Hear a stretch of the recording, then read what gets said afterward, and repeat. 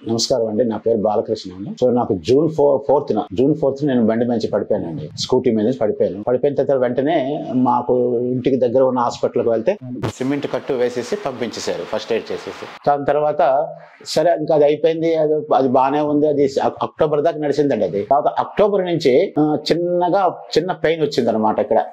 ఇక్కడ బ్యాక్ లోనే పెయిన్ వస్తే మేమేం చేసాం, సరే చిన్న పెయినే కదా అని మాడు ఉంటారు కదండి మన ఆర్థోపెడిక్స్, మా ఇంటి దగ్గరనే డాక్టర్ దగ్గరికి వెళ్ళి చూపించుకుంటే ఏదో చూస్తున్నారు, పెయిన్ కిల్లర్స్ ఇచ్చేస్తున్నారు అనమాట. ఏమంటే ఇది పెయిన్ కిల్లర్స్ ముందు అవుతుందనేసి ఇచ్చేసారు. తర్వాత అలాగా 2-3 డాక్టర్ దగ్గరికి వెళ్ళాము, అది క్యూర్ అవ్వలేదు, తగ్గలేదండి.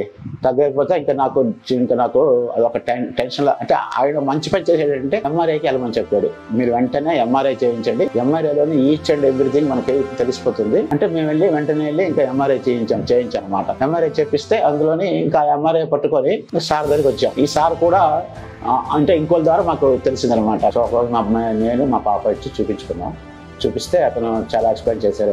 అండి మీరు చాలా ఆల్రెడీ డిలే చేసేసారు, ఇది బాగా ఇదైంది, ఇప్పుడు మీరు వెంటనే సర్జరీ మీరు ప్రిపేర్ అవ్వండి అన్నారు అన్నమాట. సో మేము దానికి అతను సార్ చెప్పినట్టు ఇంకా మేము ప్రిపేర్ అయ్యి వచ్చేసాం. ఇంకా అతని మీదే నమ్మకం వదిలేసి, ఇంకా ఆయన మీదే వదిలేసి నమ్మకంతోనే మేము ఇక్కడికి వచ్చి ట్రీట్మెంట్ అవుతున్నాం. సారే చెప్పారండి, ఇది మినిమం 30 to 60 days పట్టొచ్చు, రెగ్యులర్ గా ఎక్సర్సైజ్ చేయాలి. చాలా మామూలుగా ఏదో నేను ఇక్కడ నా ట్రీట్మెంట్ అయిపోయింది దానికి ఊరుకోవద్దు, నెగ్లెక్ట్ చేయొద్దు, మీ ట్రీట్మెంట్ కూడా మొదలెట్టుకోండి. అంటే ఫిజియోథెరపీ ఉంటాయి కదా, ఫిజియోథెరపీలు అన్ని చేయండి, మంచి ఫుడ్ తినండి, తర్వాత కొంచెం ధైర్యంగా ఉండండి అని చెప్పారు అనమాట. అది సంగతి.